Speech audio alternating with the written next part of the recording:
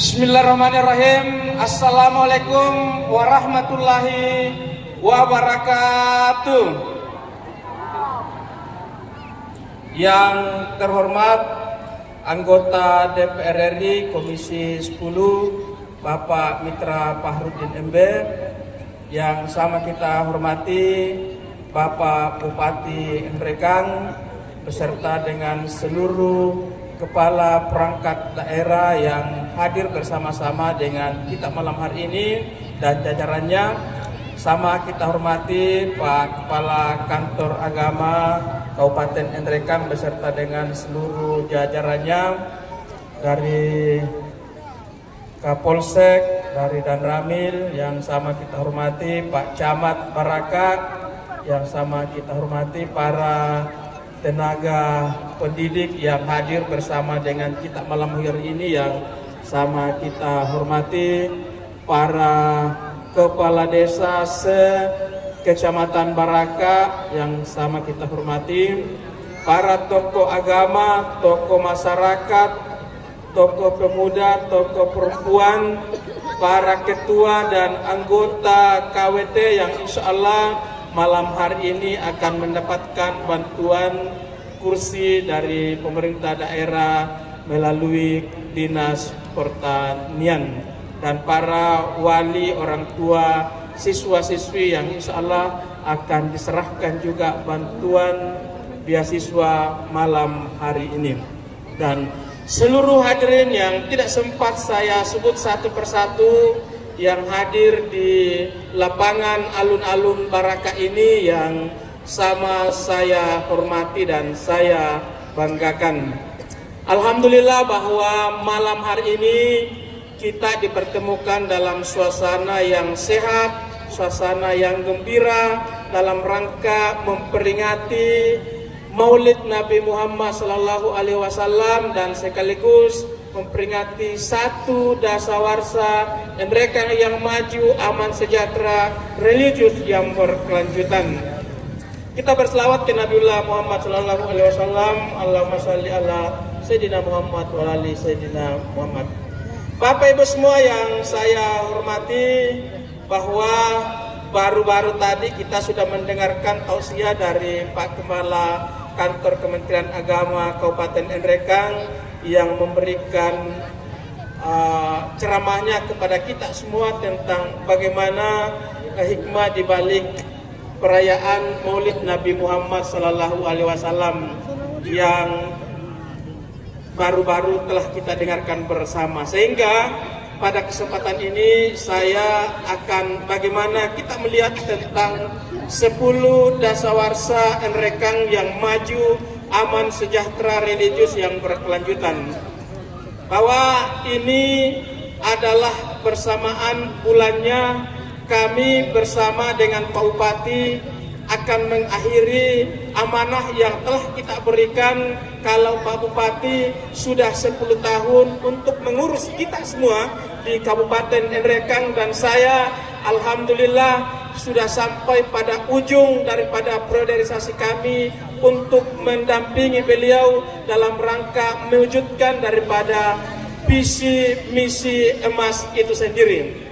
Sehingga malam hari ini di awal sambutan saya ingin menyampaikan bahwa alhamdulillah dalam proses priorisasi kami bersama dengan Pak Bupati sudah masuk di ujung priorisasi yang insya Allah akan berakhir bulan ini pada tanggal 31 Oktober ini. Sehingga pada kesempatan ini saya ingin menyampaikan bahwa walaupun dalam proses pemerintahan kami ada sebuah kondisi yang luar biasa yang sangat mencekam dan memporak-porandakan semua aktivitas kita, bukan saja di Kabupaten Nrekang tapi termasuk di Indonesia dan bahkan dunia.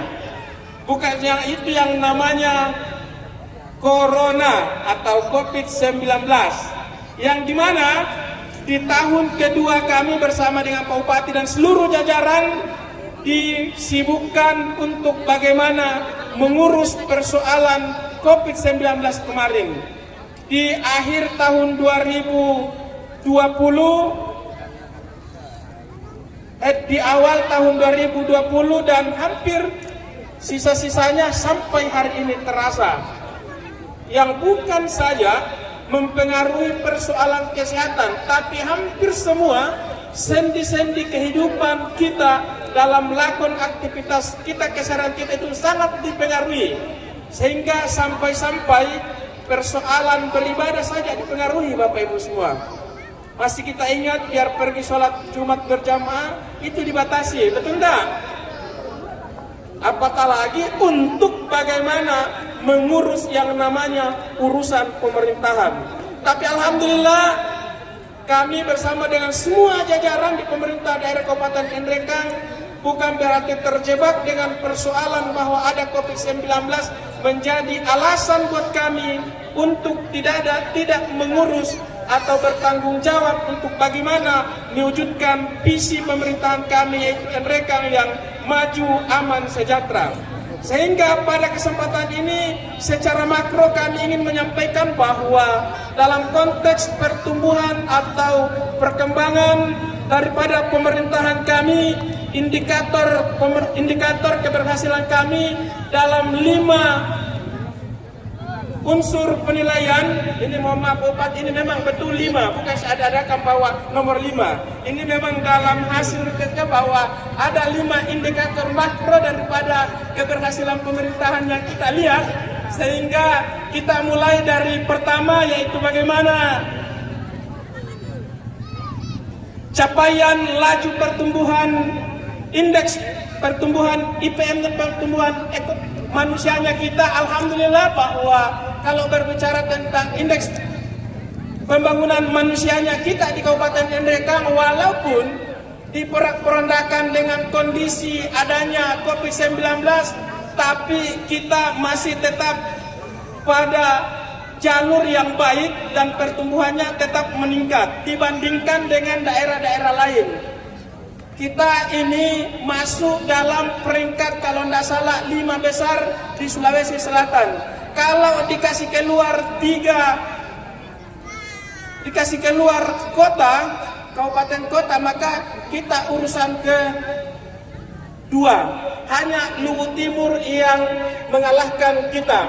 Yang kedua adalah bagaimana capaian laju penurunan angka kemiskinan kita, walaupun betul-betul bahwa secara tren kita lihat bahwa Kabupaten Nrekang masih pada posisi yang di atas dibandingkan dengan daerah lain, tapi kita tetap mengalami penurunan.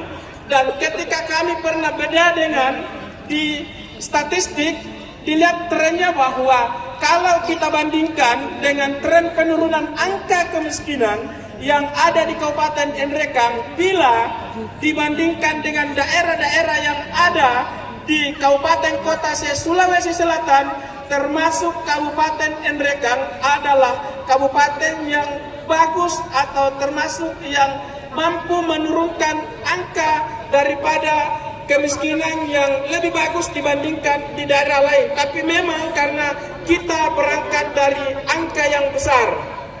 Dan yang ketiga adalah capaian pada penurunan angka pengangguran ini sangat bagus. Kita lihat bahwa bahkan sampai secara nasional Kabupaten Nrekang adalah salah satu kabupaten yang sangat mempunyai angka pengangguran yang sangat rendah. Itulah barangkali yang kemudian sehingga secara pertumbuhan ekonomi kita tetap bagus. Dan selanjutnya adalah capaian laju pertumbuhan ekonomi tahun 2020. Ini sangat luar biasa capaian kita. Di tengah-tengah COVID kemarin, hampir semua daerah mengalami penurunan daripada pertumbuhan ekonomi yang sangat hancur atau terporak-porandakan. Tapi dengan support semua masyarakat dan kerjasama kita semua, alhamdulillah laju pertumbuhan perekonomian kita di Kabupaten Nrekang bila dibandingkan dengan daerah-daerah lain tetap positif dan yang angka yang bagus dibandingkan dengan daerah lain. Yang selanjutnya adalah bagaimana capaian dari pertumbuhan pendapatan daripada masyarakat kita itu tetap mengalami laju peningkatan yang bagus dan mengalami kenaikan-kenaikan. Ini semua adalah kerja-kerja kolaborasi semua yang ada di Kabupaten Nrekang. Bukan saja kerja saya bersama dengan Pak Bupati, tapi kerja-kerja semua support daripada elemen masyarakat yang ada di Kabupaten Nrekang. Sehingga kenapa ini semua terjadi, itu adalah terwujud karena adanya sebuah kerja-kerja yang cerdas, kerja-kerja yang mampu kita memanfaatkan peluang yang dimiliki yang ada walaupun dalam kondisi yang sangat mencekam. Pada saat kondisi COVID-19 kemarin, sehingga dari pertumbuhan perkembangan pemerintahan secara makro semua mengalami angka yang positif. Itu tidak terlepas dari sebuah langkah-langkah cerdas, langkah-langkah taktis yang dimiliki oleh Bapak Bupati untuk bagaimana memberikan arahan dan petunjuk kepada semua perangkat-perangkat yang ada di pemerintah daerah Kabupaten Nrekang. Nah, Bapak Ibu semua yang kami hormati, ini semua bisa terjadi karena adanya sebuah anggaran yang bisa kita lakukan dalam konteks bagaimana membangun di Kabupaten Nrekang ini. Sehingga ada beberapa infrastruktur yang tetap jalan dan tetap kita kerjakan dengan dibalik adanya COVID-19, karena ternyata bahwa tidak semuanya sebuah musibah tidak membawa sebuah berkah. Karena dengan adanya COVID-19 kemarin, maka kami dari pemerintah daerah Kabupaten Nrekang itu mendapatkan sebuah peluang. Semua daerah yang ada di Indonesia mendapatkan peluang, yaitu adanya program pemulihan ekonomi nasional yang diprogramkan oleh pemerintah pusat, yang dimana ini semua pemerintah daerah, baik provinsi, kabupaten, kota, berlomba-lomba untuk mengurus supaya bisa mendapatkan program ini. Dan alhamdulillah daerah Kabupaten Nrekang satu-satunya kabupaten di Sulawesi Selatan yang pada tahun 2020 mendapatkan program ini yang cukup besar bila dibandingkan dengan daerah-daerah lain. Bahkan hampir daerah-daerah lain nanti dia dapat setelah tahun 2021. Ini bisa semua terjadi karena atas dukungan dan doa-doa masyarakat Kabupaten Nrekang dan atas kecerdasan daripada masyarakat Nrekang untuk bagaimana melakukan keberpihakannya pada saat setiap pemilihan-pemilihan yang ada. Karena ini juga tidak terlepas dengan adanya jaringan kita, mulai dari adanya komunikasi kita antara pemerintah daerah dan pemerintah pusat, baik eksekutif maupun legislatif. Karena kita di Kabupaten Nrekang ini sangat mempunyai keterbatasan dalam rangka bagaimana untuk mendapatkan pembiayaan daripada setiap program. Karena ini coba kita bayangkan Bapak Ibu semua, di Kabupaten Nrekang ini kita mendapatkan atau potensi PAD kita, pendapatan asli daerah yang bisa kita belanja dalam setiap tahunnya tidak lebih dari 100 miliar. Betul nggak ini Pak Wakil Ketua DPR? Ini, maaf ini saya lupa tadi sapa Pak Wakil Ketua DPR kita ini Pak Zulkarnain. Nah, ini PAD kita dalam setiap tahunnya tidak lebih dari 100 miliar kalau tidak salah, Pak Kaban ya. Nah, sedangkan yang kita butuhkan, yang ada dalam APBD kita setiap tahunnya itu tidak kurang dari, kalau di tahun 2023 ini Pak Wakil Ketua 1,2 ya, bahkan di APBD perubahan 1,3. Berarti kita mempunyai kekurangan hampir 1,2 triliun anggaran. kalau kita hanya mengandalkan PAD daripada Kabupaten Nrekang. Tapi dengan kejelihan dan adanya jaringan yang kita miliki, maka anggaran dari provinsi, anggaran dari pusat untuk bagaimana kita jadikan modal untuk membangun fasilitas-fasilitas baik infrastruktur jalan, infrastruktur pasar, jembatan, dan termasuk alun-alun yang kita nikmati pada malam hari ini itu adalah sumbernya dari pusat. Kenapa itu bisa terjadi? Karena adanya sebuah hubungan-hubungan yang bagus antara pemerintah daerah Kabupaten Nrekang dengan pusat dan provinsi. Adanya pilihan-pilihan kita yang bisa mewakili kita di sana. Nah, termasuk juga program-program yang masuk dari daerah kita yang sangat luar biasa. Nah, kayak malam hari ini juga dirangkaikan dengan pembagian BIP, program Indonesia Pintar. Nah, ini kalau mau kita hitung-hitung ya luar biasa. Katanya Pak Kadis Pendidikan itu pada saat 5 tahun yang lalu anak-anak kita, siswa-siswi kita hanya bisa menikmati program Indonesia Pintar ini dalam setiap tahunnya tidak lebih dari 5.000, bahkan hanya kurang lebih 3.000 saja Pak Kadis ya. Tapi sekarang mulai dari tahun 2019 sampai tahun 2023 hari ini, anak-anak kita yang telah mendapatkan program itu kayaknya sudah berapa Pak Kadis? Kurang lebih 100.000. Itu kenapa bisa terjadi Bapak Ibu semua? Kenapa kira-kira? Siapa yang bawa sehingga banyak sekali nih program yang kita nikmati hari ini? Siapa yang bisa jawab? Karena adanya putra terbaik kita yang kita pilih kemarin yang ada di pusat untuk memperjuangkan dari program-program yang ada di pusat. Dan bukan itu saja, termasuk program-program yang kami jalankan yang masuk dari ke APBD kami itu. Nah, sehingga harapan kita ke depan dengan momentum memperingati Maulid Nabi Muhammad SAW yang dirangkaikan dengan bagaimana juga kita memperingati daripada program Nrekang Maju Aman Sejahtera dan Religius, kita mencoba merefleksikan diri bahwa kedepannya ternyata harus kita senantiasa bagaimana melihat pembangunan yang berkelanjutan, supaya apa-apa yang telah kita lakukan hari ini yang telah dirasakan oleh masyarakat itu bisa berkesinambungan karena adanya hubungan yang bagus antara pemerintah daerah, pemerintah provinsi, dan pemerintah di nasional, baik secara eksekutif maupun di legislatif. Karena ternyata daerah kita ini sangat mempunyai ketergantungan yang luar biasa. Maka kita harus pintar-pintar dalam setiap momentum politik yang kita hadapi.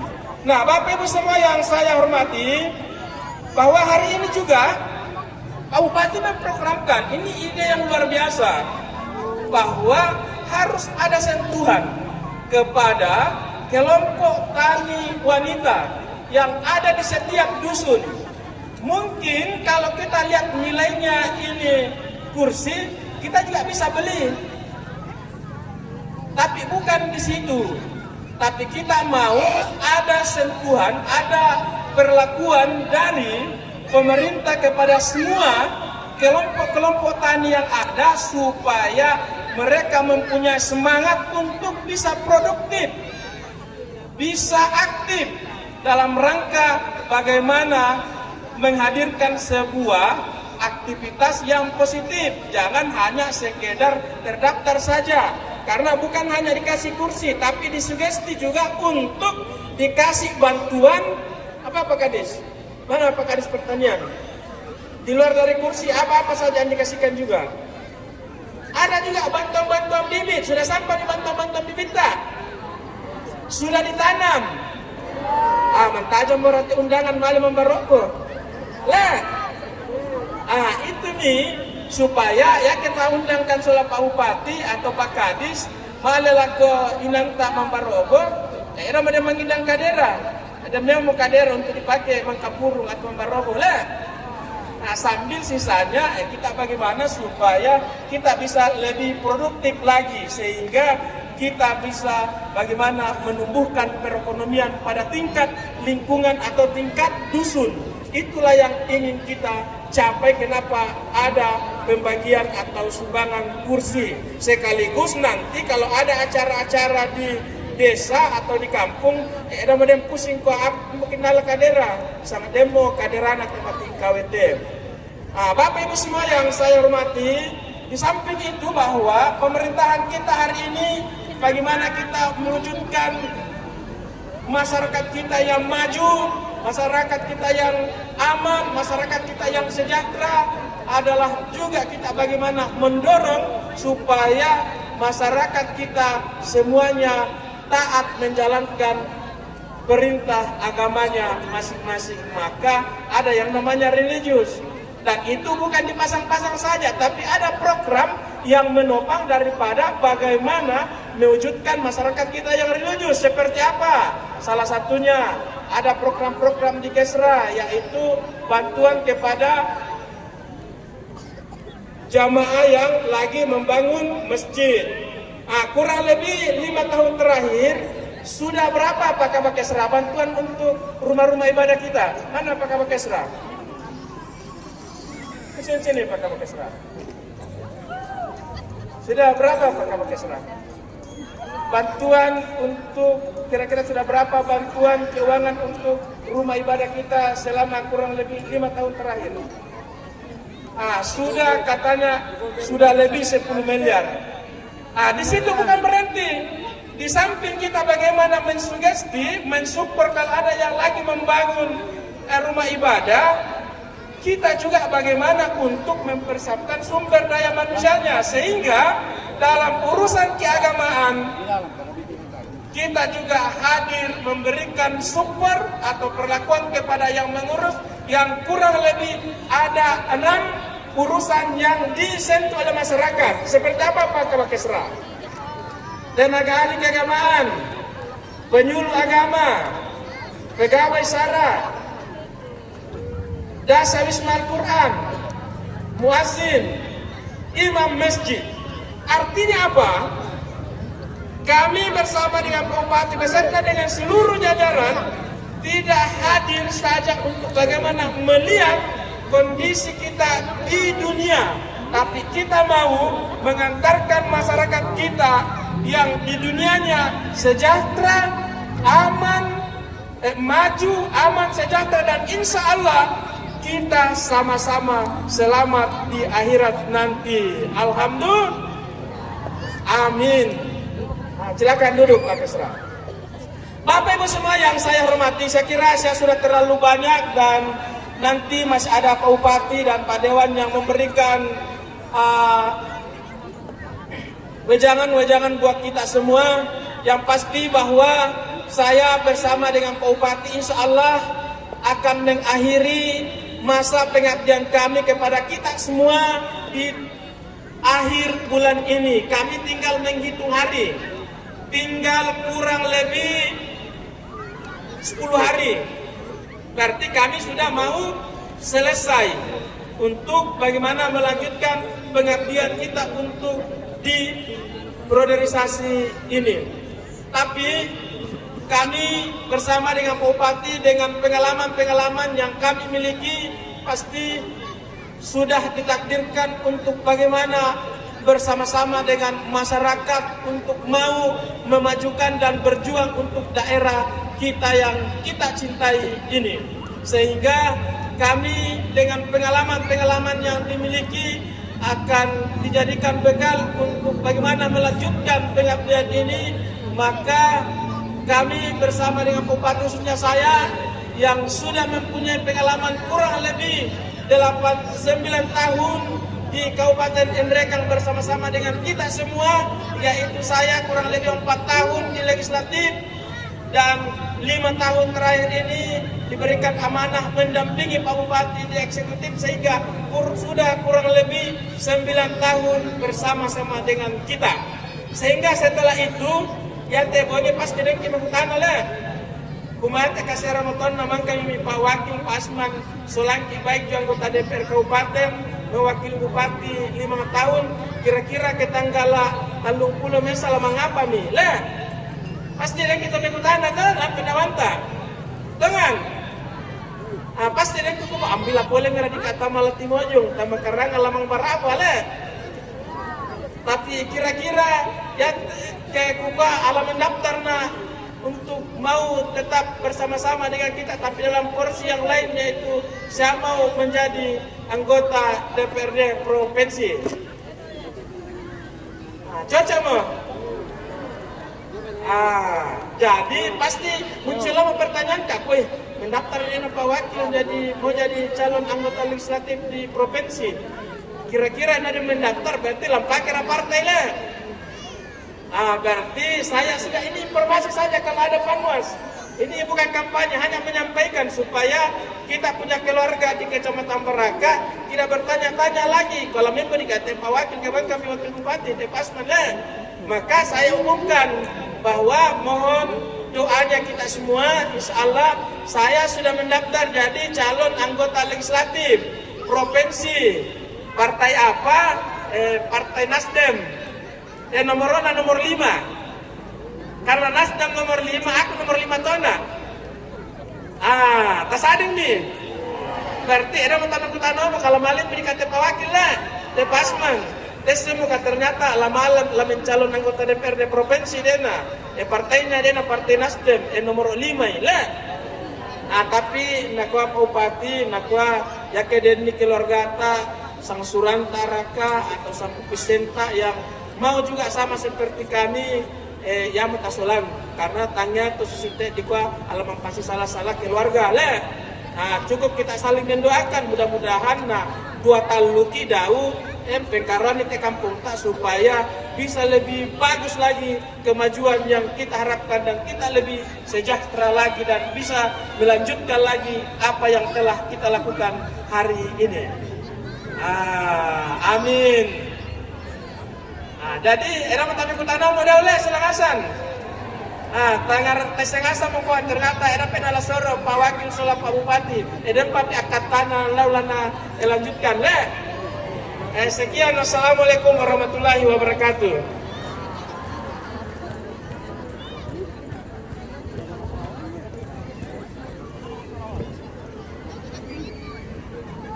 Itulah tadi sambutan dari Wakil Bupati Kabupaten Nrekang. Untuk yang selanjutnya kita akan sama-sama mendengarkan sambutan dari Bupati Kabupaten Nrekang.